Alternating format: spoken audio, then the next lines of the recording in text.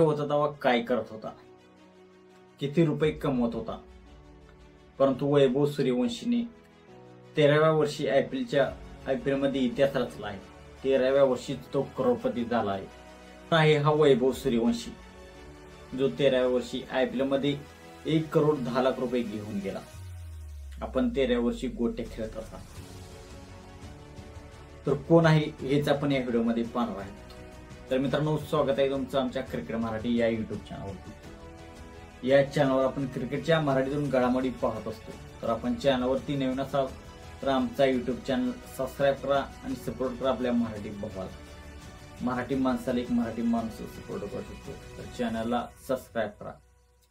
तर वैभव सूर्यवंशी याचा जन्म 2011 साली भारताने वर्ल्ड कप जिंकला होता.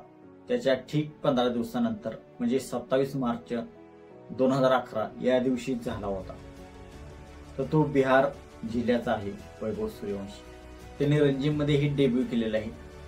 12व्या वर्षी तो रणजीमध्ये त्याने डेब्यू केला आहे आणि नंतर 12व्या वर्षी youth Australia under-19 youth Australia या सिरीजवर गेल्यानंतर त्याने शतक झळकवले आहे. 58 बॉलमध्ये त्याने शतक केले आहे आणि 12व्या वर्षी शतक करणारा तो जगातील सर्वात युवा फलंदाज ठरला आहे. त्याने हा इतिहास देखील केला. 12व्या वर्षी त्याने क्रिकेटमध्ये पदार्पण केले होते आणि क्रिकेटमध्ये 12व्या वर्षी पदार्पण करणारा तो जगातील पहिलाच खेळाडू ठरला आहे. त्याच्या वयाविरुद्ध विवादही खूप होतात. बिहारमध्ये गेल्या वर्षी एक व्हिडिओ आला होता, त्यामध्ये तो याआधी जन्मलेला होता, त्याचे वय जास्त आहे असा दावा करण्यात आला होता.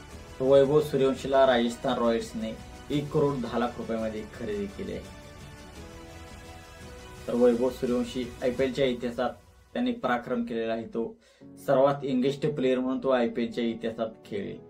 आयपीएल मध्ये खेळणारा तो सर्वात कमी वयाचा खेळाडू म्हणून ओळखला जाईल. तर वैभव सूर्यवंशी यावर्षी कशी कामगिरी करतो याकडे सर्वांचे लक्ष असणार आहे. वैभव सूर्यवंशी राजस्थानकडून खेळेल, तिथे त्याला राहुल द्रविड, संजू सॅमसन या सर्वांची साथ भेटेल.